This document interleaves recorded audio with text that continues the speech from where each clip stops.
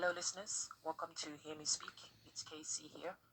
Today, I wanted to talk about the lockdown and social distancing and how autism fits into this scenario. Now, it's been 7 weeks now since schools were closed here in the UK and since we've been on lockdown. And as the impact of the pandemic continues to have far reaching and dire consequences worldwide, I wondered how children with special educational needs and their families are coping. I am talking specifically about children with autism and how this lockdown must be difficult for them as well as challenging for their parents and their carers. Now, in this current state of affairs, it hasn't been easy on anybody as we all try to navigate and live within the guidelines that this virus has created. But for children on the autistic spectrum, this will be difficult to navigate and no doubt distressing and very, very confusing. Now, with the closure of schools and many community settings, we must spare a thought for the families having to change their routines and find new ways of living, which has created challenging issues for children with learning disabilities and autism, as well as for their parents as well.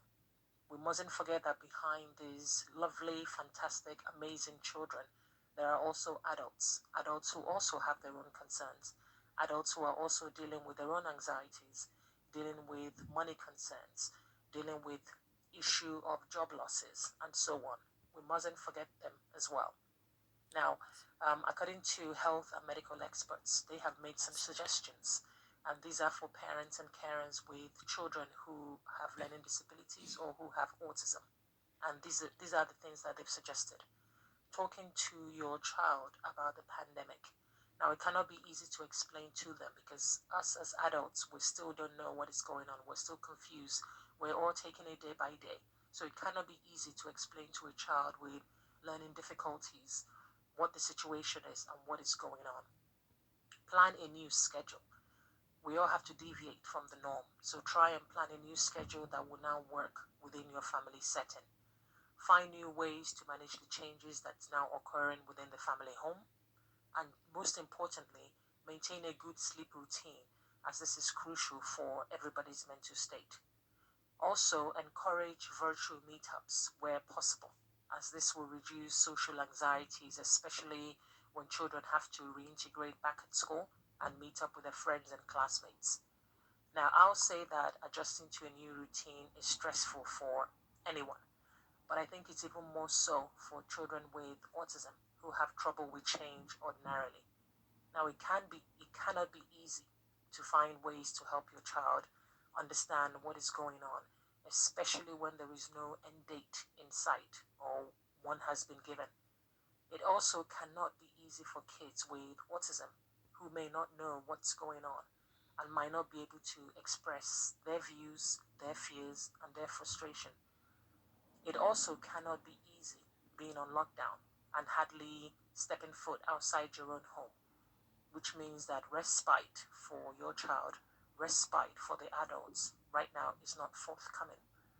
Now, waking up and going to bed might be routine, but then what do you do in between those times when, again, schools are closed and so are the community that offer support? So whilst the adult is managing a child who is feeling frustrated and possibly showing challenging behaviors, who is supporting the child? Who is supporting the carers, should I say, and who is supporting the parents as they are supporting the child? So suspension of both schools and the essential services that children normally receive has obviously had an impact on the families. And again, it's all good and well for the rest of us to adjust to changes in our routine, in our everyday lives, in our environment. But then how realistic will this be for children with autism? We all know that every family's needs are unique, but right now the support network might not be as forthcoming due to social distancing and the quarantine, which means that the stress on the parents might be even more than normal, especially when they have to worry about what would happen to them were they to unfortunately fall ill with the virus, or were they to have to isolate separately from the family. These are all concerns. These are all legitimate concerns that the parents and the carers think about. And alas, nobody has any answers to that. Now, in the case of distance learning, no doubt it can be very daunting. Routine seems to be the key, according to health experts. So at school, children on the spectrum have support managing their sensory needs throughout the day, and this could be in form of sensory stimulation, quiet breaks, quiet learning time, and so on. Some children use special resources like things to keep them focused, motivated, things to fiddle with, maybe special chairs, and so on. So it won't be easy trying to replicate the sensory needs at home. And you can only do your best by modifying what you have at hand. So for parents and carers with a child with autism, challenge is nothing new to them. So this pandemic, this lockdown, is just yet another challenge they will have to face. And this will be done with strength. They will cope with patience. And every decision they will make with wisdom. But we must remember that even strong people need help at times to take the load off, to vent, to cry, and to also be taken care of for a change. And as domestic abuse cases continues to rise worldwide due to movement restrictions aimed to stop the spread of the virus, or due to job losses, financial worries thrown in the mix, children who live with domestic violence have no escape from their abusers during this quarantine.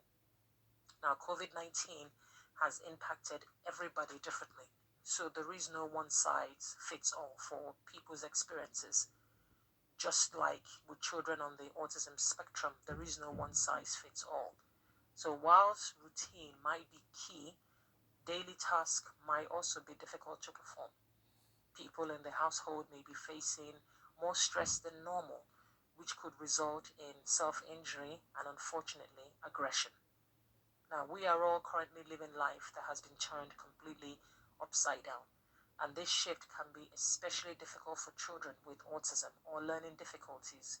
Now, some of whom they rely on sets of routines, and so their reactions and their behavior could have a knock-on effect on their parents and on their carers' emotional and mental well-being. And as a result of this, home life could become uncomfortable, stifling, and fraught with tension. So, if you are autistic, you are autistic for life. It is not an illness or a disease and it cannot be cured. It is a lifelong developmental disability that affects how people perceive the world and how they interact with others. Now, thankfully, there are a number of organizations that offer support to families of children with autism, but as extended family and friends, we also have a duty to provide informal support, especially at this point in time. So lastly, listeners, autism is not contagious, but kindness is. Thanks for listening. I welcome your subscription to my channel if you haven't already done so. Do share this video and give it a thumbs up if you will. Take care.